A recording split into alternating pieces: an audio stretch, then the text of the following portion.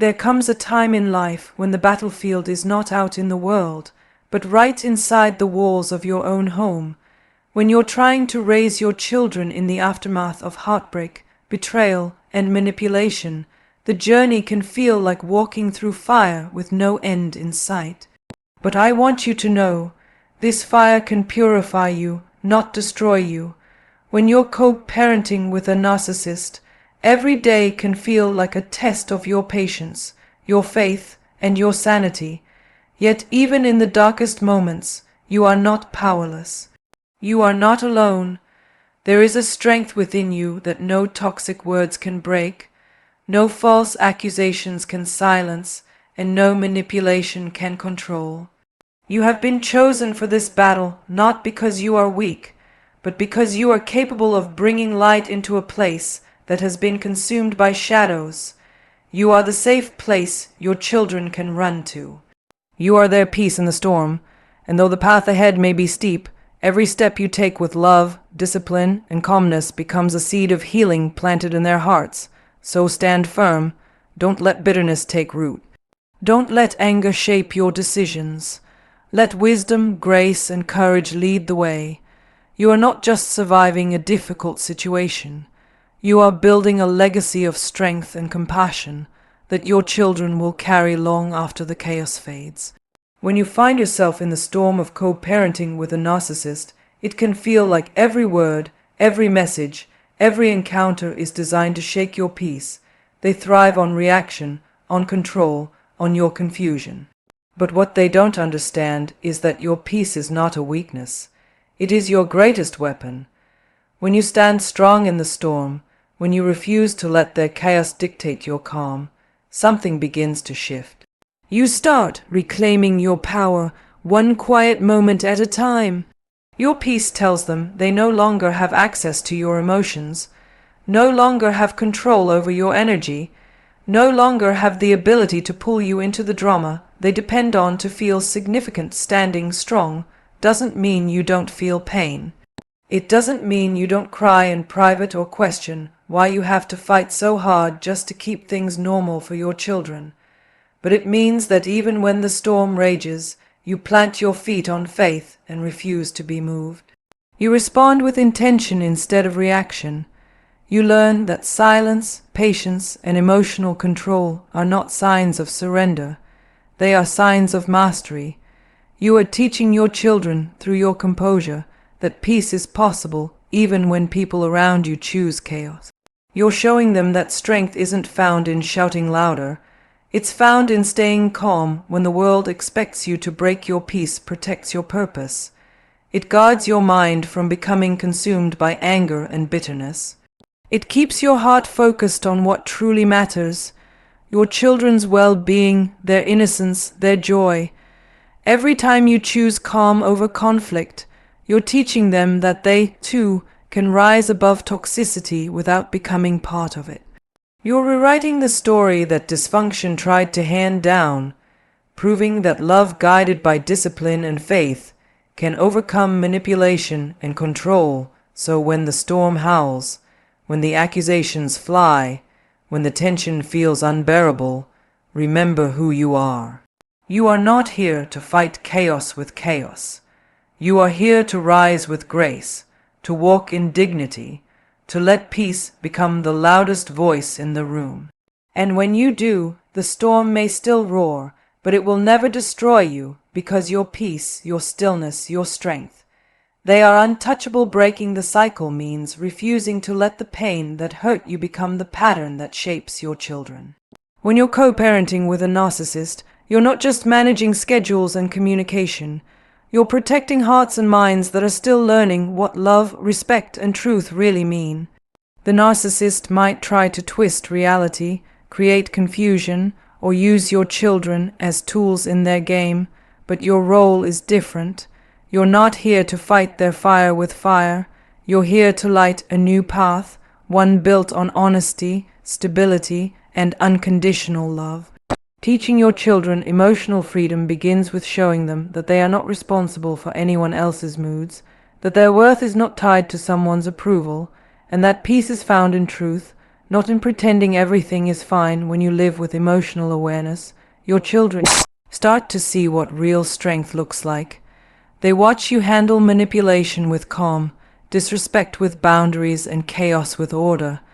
They see that you don't crumble when things get hard. You rise with patience and faith. That lesson, more than anything you can say, becomes their foundation. Emotional freedom isn't about escaping difficult people. It's about knowing who you are no matter who you're dealing with. It's about giving your children permission to feel, to think, to question, and to stand in their truth even when someone tries to silence it. You're teaching them how to see through lies without losing compassion, how to set boundaries without guilt, how to walk away from toxicity without bitterness. You're breaking a generational chain of fear and control by showing them that love doesn't demand submission, it invites growth. You're giving them the tools to build healthy relationships in their own futures, to choose peace over approval, and to understand that emotional intelligence is real power. Every calm conversation, every moment of validation, every time you listen instead of react, you're shaping their emotional armor. You're teaching them that their feelings are valid, that their voice matters, that they don't have to carry the weight of someone else's dysfunction. Breaking the cycle starts with you, but it ends with them walking free.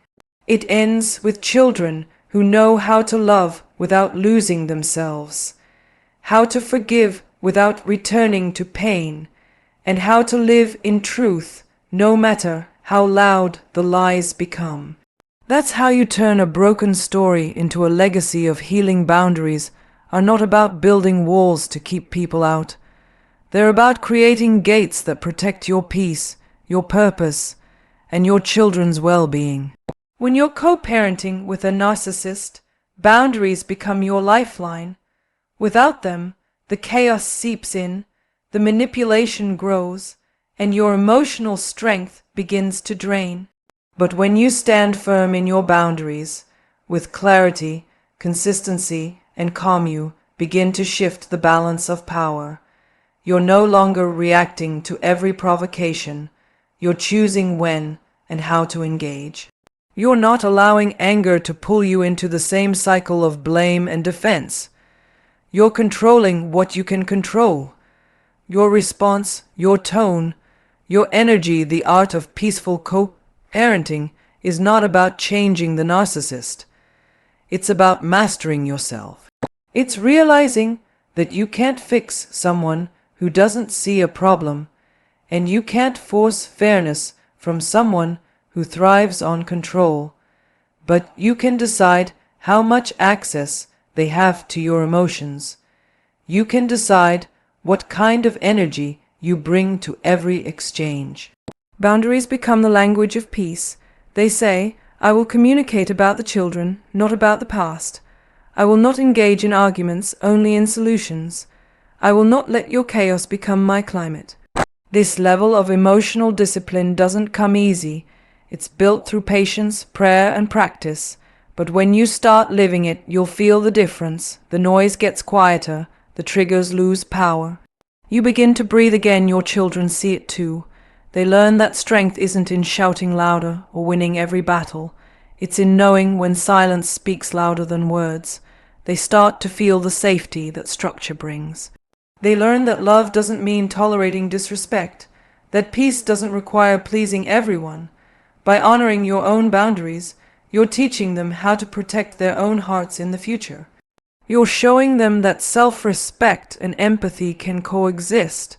You're giving them a blueprint for healthy love, even when they've seen the opposite. Every time you respond with calm instead of chaos, you're healing something deep within yourself and within them. You're showing that peace isn't passive, it's powerful. Boundaries don't divide families, they define them.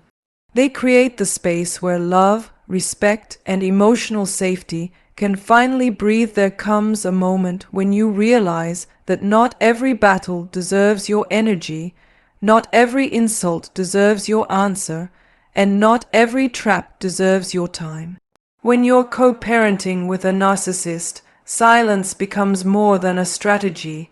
It becomes strength. Emotional detachment doesn't mean you stop caring about your children or the situation. It means you stop feeding the chaos. You stop letting someone else's behavior dictate your peace. You learn that silence isn't weakness, it's wisdom.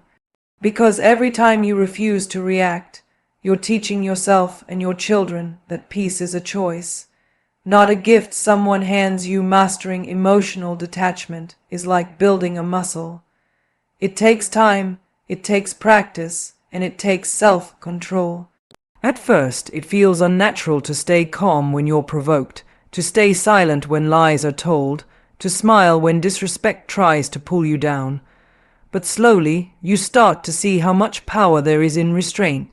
The narcissist feeds on attention, on your reaction, on the emotional energy you give when you argue, explain, or defend. The moment you stop supplying that energy, the power shifts. You no longer dance to their tune. You set your own rhythm. You communicate with purpose, not emotion. You learn to answer only what's necessary, to keep conversations short and factual, and to let the rest fall away. Silence over struggle doesn't mean you don't feel the pain of injustice. It means you rise above it. It means you recognize that peace of mind is worth more than winning an argument. You learn to walk away from manipulation without guilt, to detach from drama without bitterness. You begin to realize that emotional detachment isn't about being cold. It's about being clear. Clear about what matters, clear about your values, clear about where your focus belongs. And that focus is on your growth, your healing, and your children's stability. Your children see that calm. They watch how you don't chase chaos, how you don't let anger define you, how you stay steady even when the storm is loud. That example becomes their emotional compass. They learn that silence can be strength, that peace is power, and that self-control is freedom. When you master emotional detachment, you stop fighting for validation from those who will never give it, and you start living in truth that no one can take away. Pain has a way of shaping you, molding you, testing you in ways you never imagined. When you've walked through the fire of co-parenting with a narcissist, you've known a kind of pain that's hard to explain. The constant manipulation, the lies, the exhaustion. It can drain the very life out of your spirit if you let it. But deep inside that pain lies a hidden power. The power to rise, to rebuild, to turn every tear into fuel for your purpose. Because life isn't about avoiding pain. It's about transforming it. It's about saying, "This didn't break me, it built me." When you decide to rise above, you stop being defined by what happened to you and start being driven by what you've learned from it. Turning pain into purpose means you take every lesson, every disappointment, every sleepless night, and you let it refine your soul instead of hardening your heart. You learn that your story has power, not shame. You begin to see that maybe, just maybe, you went through this not to stay wounded, but to become a healer, to guide others who are still stuck where you once were. You realize that strength isn't born in comfort. It's born in struggle. It's born in the moments when you wanted to give up but didn't. Every time you chose peace over revenge, forgiveness over bitterness, you were rising. Every time you smiled through tears, you were growing. Every time you put your children's emotional health before your anger, you were building a legacy of resilience that will outlive the pain, and then one day, you look back and realize that the very situation meant to destroy your peace has become the reason you found your power. You see how your patience taught your children stability, how your boundaries taught them self-respect, how your endurance taught them courage. That's purpose. It's taking the ashes of what was meant to harm you and turning them into a foundation that will hold you for the rest of your life. Rising above doesn't mean the pain disappears. It means it no longer controls you. It means you've turned your scars into strength, your battles into wisdom, and your hurt into hope. And when you live from that place, your story stops being about survival. It becomes a testimony of transformation in the end. Co-parenting with a narcissist is not a journey for the faint of heart, but for the brave in spirit. It's a path that demands wisdom, patience, and faith stronger than the storms around you. Yet through every challenge, you discover something powerful. You find that your peace cannot be stolen, your strength cannot be shaken, and your love for your children can rise above any darkness. What was meant to break you becomes the very thing that awakens your purpose. You are not just surviving, you are leading by example, teaching your children what resilience, grace, and truth look like in action.